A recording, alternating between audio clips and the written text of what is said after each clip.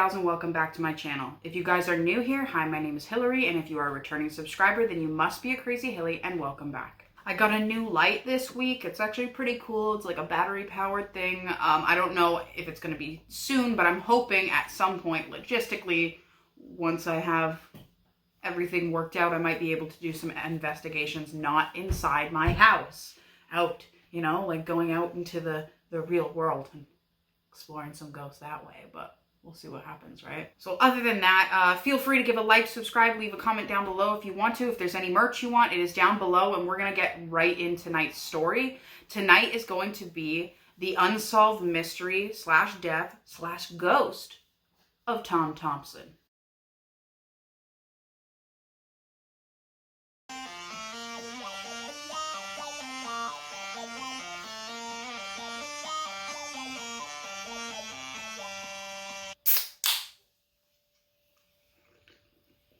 So, tonight, the murder of Tom Thomson, murder of Tom Thomson. This story has basically all of the elements of everything all in one. It has a possible murder, a death, and a ghost. And I mean, what more do we need on a channel that's about unsolved murders and ghosts? So if you don't know who Tom Thomson is, up here in Canada, he is a very famous painter, or was a very famous painter.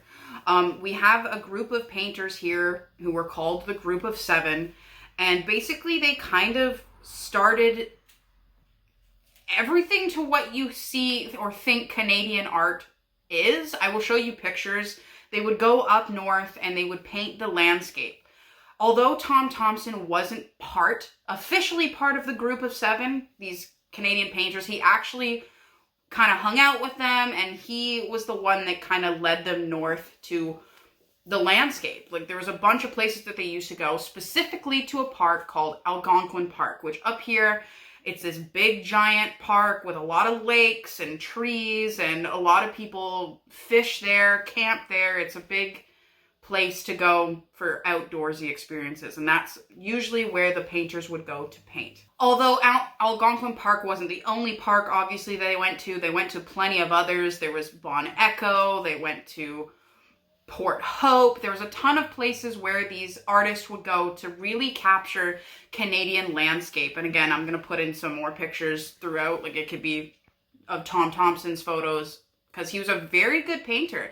Although he didn't start out as a very good painter, took a lot of practice, and him meeting the Group of Seven, or what is now known as the Group of Seven, they really all formed each other's art in a great way. I actually have one of their, well, it's a print upstairs, and I look at it sometimes and I'm like, wow, you guys really knew how to paint. So Tom Thomson was this avid outdoorsman who could canoe, swim, fish, paint, and he loved to do all these things, and he loved to go to the great, you know, north of Canada and paint the outdoors, but also he was just a really avid outdoorsman. And again, he loved to camp, he loved to canoe.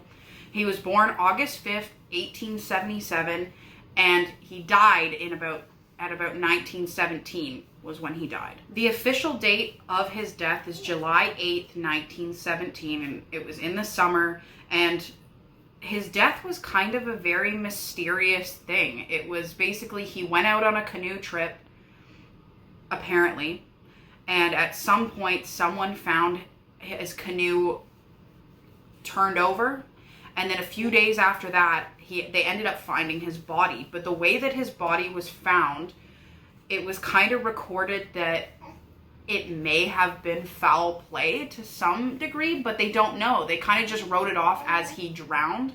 Although when they found the body, there was a gash or some sort of incident that happened to his head, and his legs were wrapped with fishing line, which I don't know if usually that happens when you randomly fall in the water, that your legs get wrapped with fishing line. I always thought it was a little bit sketchy, and I kind of thought, you know, his death maybe wasn't an accident. It might have been on purpose, but there are a lot of theories. There was actually a book that was written called, I believe it's called Northern Lights. I actually have it upstairs, and I was reading it, and it has a very interesting take. Of course, everything is alleged because it obviously happened a long time ago, and the original people that were there are no longer here to be like, hey, this is what happened. But I'll tell you the story of what they think happened to him. Now, after they buried Tom, they buried him in Algonquin Park. Like, they did kind of whatever coroner's type thing they could do in the 1920s, because again, I say all the time, they did not have no technology or nothing. Like, this was bare bones here. But after seeing the body, they buried him in Algonquin Park. And of course, the family wanted him interred in their plot in Owen Sound. So apparently some sort of undertaker came to collect the body. And the park rangers at the time recounted it as very strange. This man all dressed in black came kind of like in the middle of the night, and they were like, do you need help with collecting the body? And he was like, no, I'll do this all on my own, and just come back to help me lift the casket into the boat, because this man came with his own casket. So they're like, okay. So they left this guy, and when the time came to finally pick up the body, another ranger kind of thought it was strange. They helped him lift the casket, and they did not find that it was very heavy, like how it would be if there was a body in it. And this guy just left, and they weren't quite sure if they actually took the artist with him. It was kind of strange. And after that event is when people started seeing what they think is the ghost of Tom Thomson on Canoe Lake. Sightings of Tom Thomson's ghost almost date back to the exact day that his mysterious death occurred. It seems people who frequent Canoe Lake and the people that knew Tom Thomson personally were convinced that his ghost remained at Canoe Lake ever since he passed away. It seems that his ghost is almost attached to the lake. For years after his death, people are convinced that they see this man paddling a gray canoe through the lake, and it's usually on a misty morning that they see this specter or figure just ominously paddling through the waters of the lake. To some people, the ghost was terrifying. A lot of people would be just horrified because they see it usually in the early morning. Again, as the mist was rising, they would see this man paddling his canoe. And a lot of people also didn't even think it was a ghost. They would think it was somebody just paddling their canoe until it seemed to disappear in front of their eyes, just dissipate all of a sudden randomly. And these sightings have been written for, again, like all the way back to when he died, but there was one particular one that I thought was kind of odd. It was basically, there was these canoers that were paddling the lake, and there was this one specific American person that was there that saw presumably the ghost of Tom Thomson in his canoe. He saw this man with black hair and a yellow shirt, and he says that this man kind of had a message for him, and it was basically that the American's brother had drowned in the lake. And when this ghost disappeared, he freaked out, and they all kind of went back to look for this man's brother. And when they finally caught up to the rest of the crew, they could not find this man's brother, and they thought presumably that he had drowned in the lake. So it was kind of weird that this man saw what they think is the ghost of Tom Thomson, and the fact that he could convey a message to him being like, yo, your brother drowned. Like, that's horrifying. That's so scary. Like, I'm already, you can't fake goosebumps, guys. The same man, these two stories are also from the same man. I guess he was a very avid canoe laker. Like, he would go there a lot, lived in the area. And another story that he told was that one day he was just, again, kind of canoeing on his own when he turned and he froze because he saw a gray canoe going by him. And it was, again, the ghost of Tom Thomson, or what he thought to be the ghost of Tom Thomson. And he would tell these stories all the way up until this man actually died. I think it was 1973, and he is presumed drowned. He also drowned in the lake. So there's a lot of people drowning in Algonquin, I guess. Not only the ghost of Tom Thomson, but, sorry, I don't know if you guys heard that. Shh. No, but not only the ghost of Tom Thomson, but a lot of other people have unfortunately drowned in this lake. And maybe he, is either trying to show people that his death was untimely, or maybe he's trying to warn people of the dangers. Possibly one of the most creepy stories is from a man named Doug Dunford, where he was one day kind of just standing on the edge of a dock.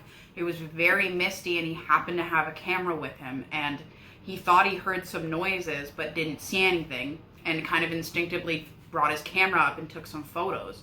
Without realizing it, later on when he developed the photos, he managed to capture an image of just this shadow-like being in a canoe. It was a canoe with this kind of shadowed out figure in it, and he really thought that that was the ghost of Tom Thomson. I believe later on he even kind of painted what he saw, and someone bought that painting because they were like, this reminds me of the time I saw this ghost at the lake. Like, it was some weird, sketchy thing where this person bought this painting because it reminded them exactly of the ghost that they thought that they had seen. So, altogether, man, like, this guy is...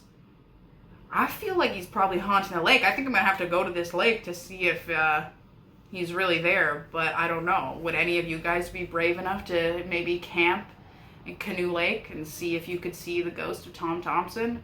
If you ever did, I would have to recommend maybe being careful, because it seems like a lot of people drown in the area. So what do you guys think? Do you guys think that the ghost of Tom Thomson is still haunting Algonquin Park, paddling his ghost canoe through the waters?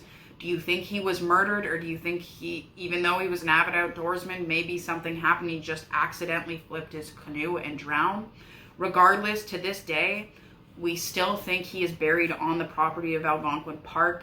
He may not even be in the family plot. So if he was there, I feel like it would make sense if he was haunting that area. But again, what do you guys think? Do you guys think he's there? Would you guys go stay a night, camp in Algonquin, Canoe Lake? See if you could see the ghost of Tom Thomson? Let me know down in the comments below. I would love to hear it. Feel free to give a like, subscribe, or leave a comment down below. It actually helps this channel out so much. And if you guys are interested in any of the merch or Patreon, all of the links are down below.